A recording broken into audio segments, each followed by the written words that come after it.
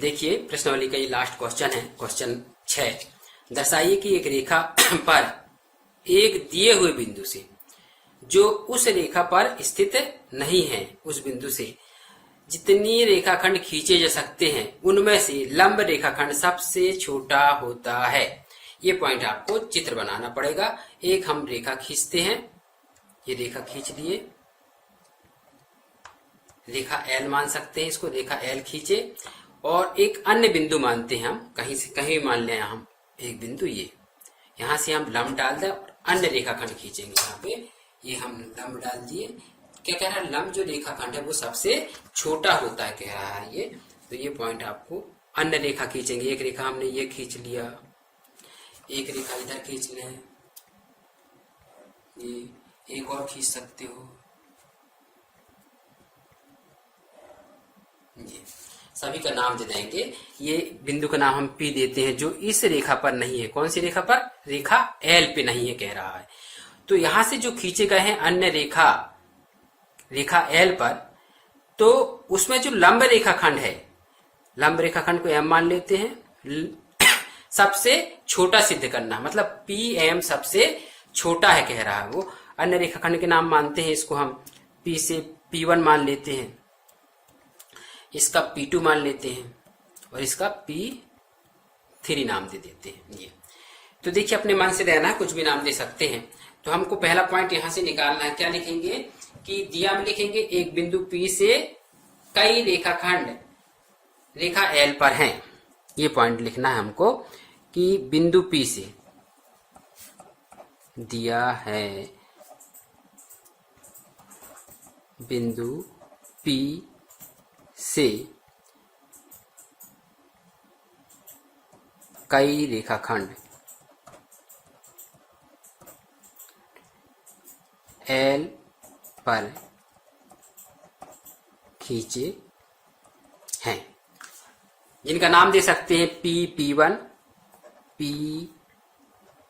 P1, फिर PM, ये लंब रेखाखंड है, और P2, P3 ये रेखाखंड खींचे। तो हमको जो सिद्ध करना है वो लिखेंगे कि लंब रेखाखंड PM सबसे छोटा है। सिद्धे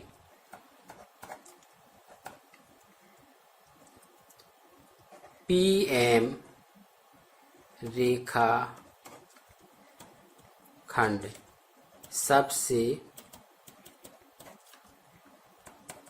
छोटा है। ये देखिए ये लंब डाला है तो यहाँ का कोण क्या होगा, 90 अंश होगा। ये 90 अंश होगा। आपको ये बनना चाहिए कि लंब का कोण 90 अंश होता है। तो अब ये उत्पत्ति हम क्या सिद्ध करेंगे कि लंब रेखाखंड सबसे छोटा है।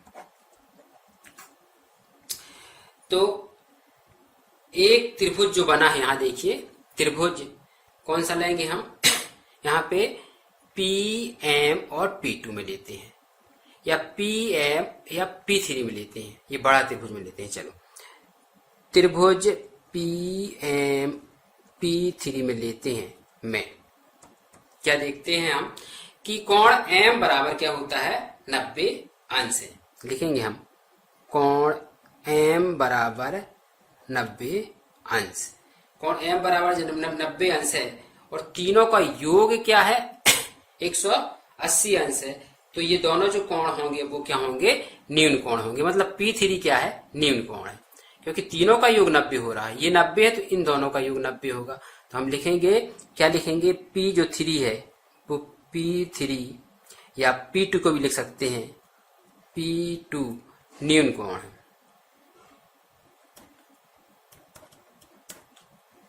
न्यून कोण है। जब न्यून कोण है तो स्वाभाविक है यहां पे लिखेंगे कि कोण M बड़ा है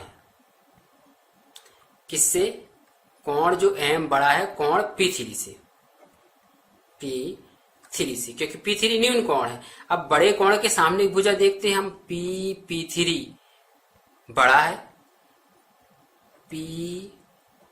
P3 बड़ा है, P3 के सामने की भुजा क्या है, PM। PM से। ये यहां से पहला पॉइंट निकल गया। इसी प्रकार हम लिखेंगे कोण M बड़ा है किससे? P2 से, P2 से, क्योंकि P2 क्या है? न्यून कोण है। तो M के सामने की भुजा क्या है? M कोण जो है किससे? कोण P2 से, P2 बस लिखेंगे यहां। अब देखिए M के सामने की भुजा क्या है? P2 से, P2 बड़ी है किससे? PM से। तो समीकरण 1 और 2 से देखते हैं, एक और पॉइंट निकाल सकते हैं इस साइड का।